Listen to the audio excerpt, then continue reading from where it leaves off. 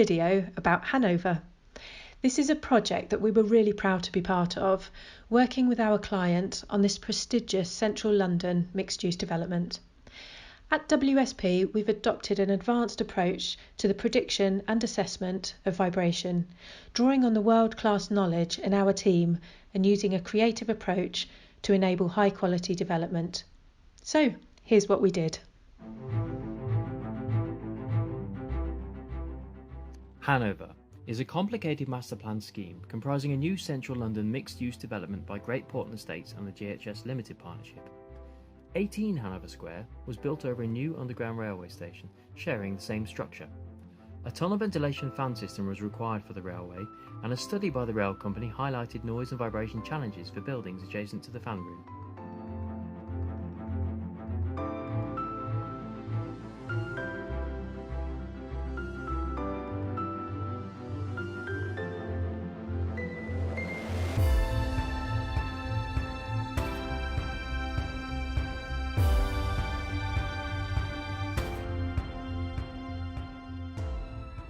In our case, the typology of the building meant that noise from the fans imparted into the structure had the potential to transmit up the concrete core and radiate into the office floors.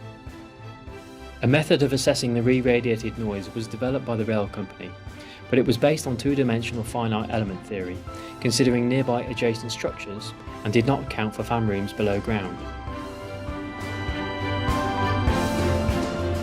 We sought to develop our own bespoke methodology, utilising three-dimensional finite time difference modelling.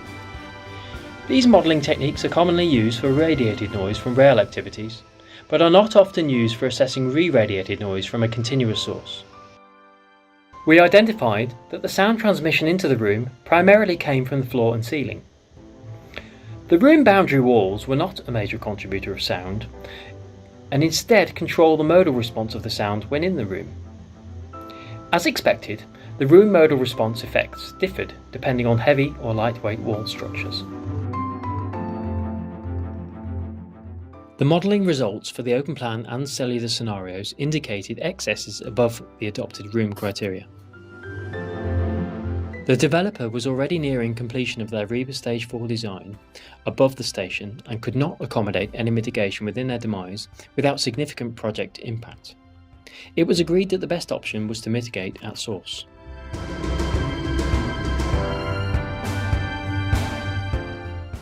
The main contributing noise element in the fan room was a large single-sheet steel transition piece between the fan and the in-duct silencers. This led to developing a mitigation solution with the rail company and their consultants, comprising an enclosure around the transition pieces of the fan.